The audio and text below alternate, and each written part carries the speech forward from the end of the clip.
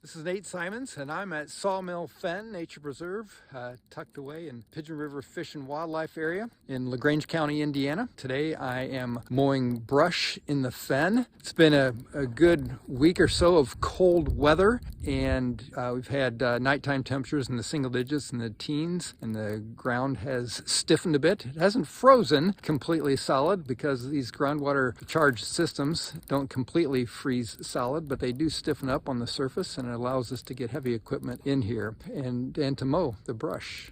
So we have here behind me is a skid steer loader, track skid steer loader with front mounted rotary mower.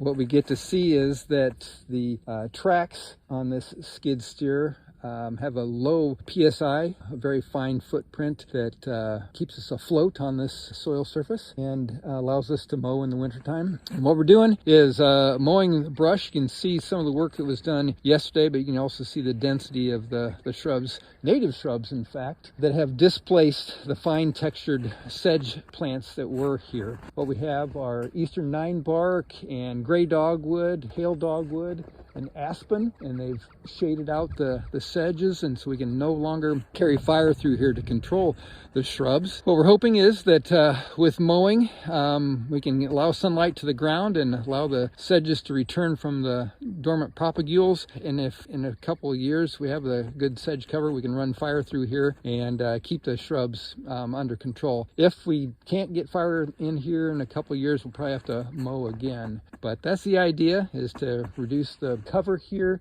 to allow the sedges to recruit again from the dormant propagules. So we'll give it a shot. Today's a good day, sun shining, it's cold, and we're gonna see how this works.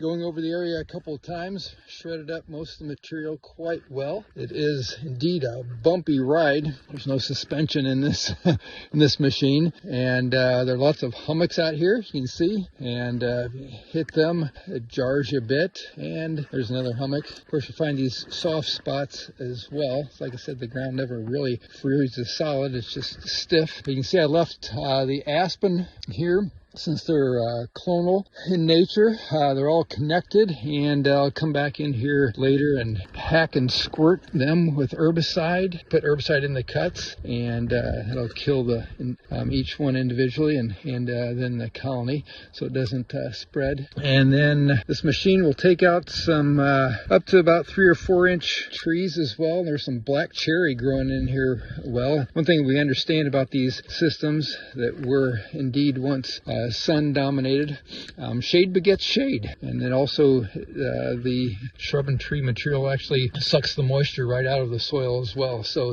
these places become drier over time, and trees that you'd normally find in an upland forest like black cherry find their way into these fens as well. So anyway, pretty good job here, mulched up things pretty well, and the softer willows, also the poison sumac up to 3 to 4 inches in size, are easily mulched with this machine. You have to go over them a couple times, but it does a pretty good job. So anyway, there we go. There's our future sedge meadow, hopefully, if we take out the aspen, and hopefully the sedges will return. Now, on to more work.